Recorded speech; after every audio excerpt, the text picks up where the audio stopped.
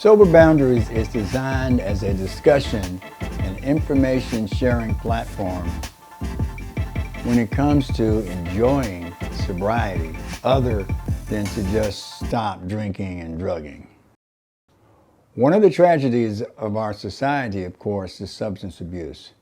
You would have had to have been marooned on a desert island or living in the wilderness without TV, radio, or internet to not have, any knowledge of the massive increase in the number of addicts and, of course, alcoholics in the last, say, 2 decades.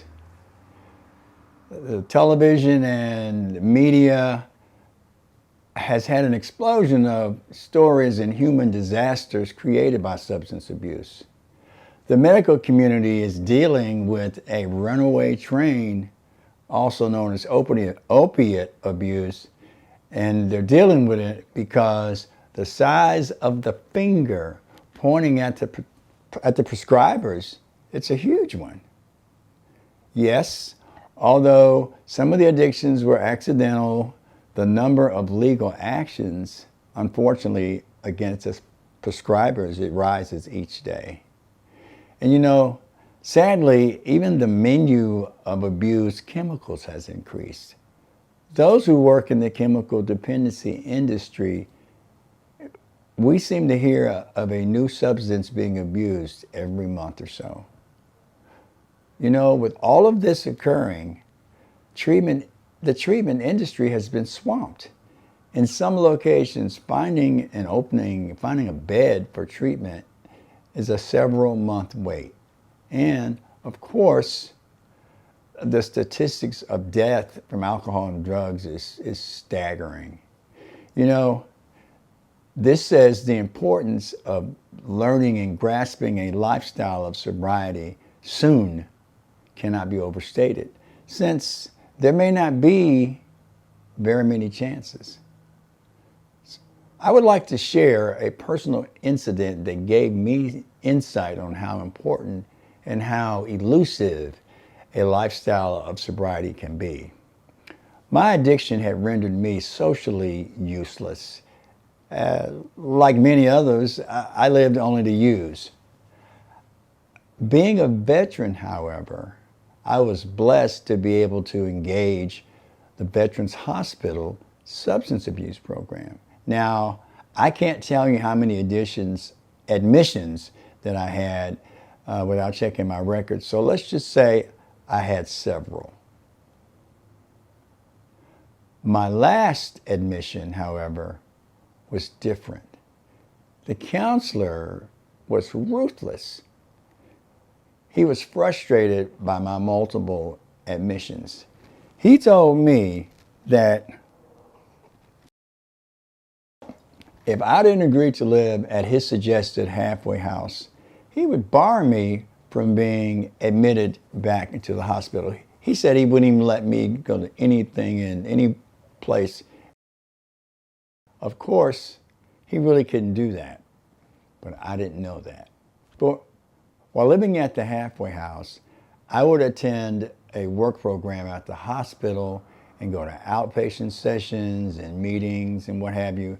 I was pretty angry because I had something else I wanted to do, but I had to comply. My day started by riding the bus from the halfway house to the main downtown bus terminal, and then I would wait for the bus that would drop me off in front of the Veterans Hospital. Then I would spend several hours as an on-call bed cleaner. Right. As hospital patients were discharged, the nursing supervisor would signal my beeper. I was wearing a beeper back then. I would call her and find out what bed needed to be cleaned. Amazing, right? Guess what? They were paying me about, I believe it was $1.50 an hour. And I would see a counselor and attend group sessions and other things, within treatment before taking the return trip to the halfway house. I would listen to music and read to pass the time. After about 5 months, it happened. I had finished, my long day at the hospital and happily boarded, the first bus, which took me to the downtown terminal. I got off the bus, sat down, put my headphones on, and proceeded to wait for the last bus. After a few minutes, for some reason, I began to think about my bus pass. I stood up, patted my pockets, and I couldn't find it. Then I did something that even today doesn't make sense to me. I reached in my back pocket and pulled out my wallet and opened it.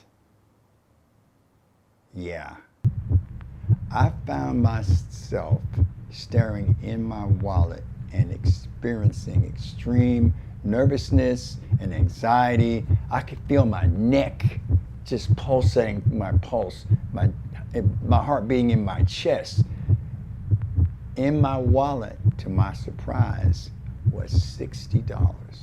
My mind was running 1,000 miles per hour when I realized I was maybe a 5 to 8 minute walk from the closest crack house. My entire body shook. I remember snatching off the headphones because the music was starting to get irritating. I was just a wreck. Then I looked up and saw the most beautiful sight in the world, my last bus. And it's weird, when I saw the bus, it gave me that moment of clarity that I needed. Then I remembered I had put my bus pass in my jacket pocket. So with a huge whew, I made a beeline to the bus, and as I sat down, I realized I had experienced my first moment of truth. One of my former relapse triggers was money and opportunity. So what made the difference? I believe the months I had spent in organized treatment, going to meetings, talking to a counselor, and being saturated by common sense gave me the strength to drive off this first test. The first of many that all of us, unfortunately, in recovery will face. It is important that early in sobriety, early in recovery, we seek help in finding out what our relapse triggers are. We can then work to develop the coping skills that'll give us the faith, strength, and hope to stay on this road of recovery, always seeking to maintain a high quality of sobriety. If you enjoy the content on this channel, please subscribe and share. And do me a favor, would you post some of your triggers and, more importantly, some of your coping skills? That way we can create an episode and share your faith, strength, and hope with others. Thank you. My name is Wade Davis, and take care.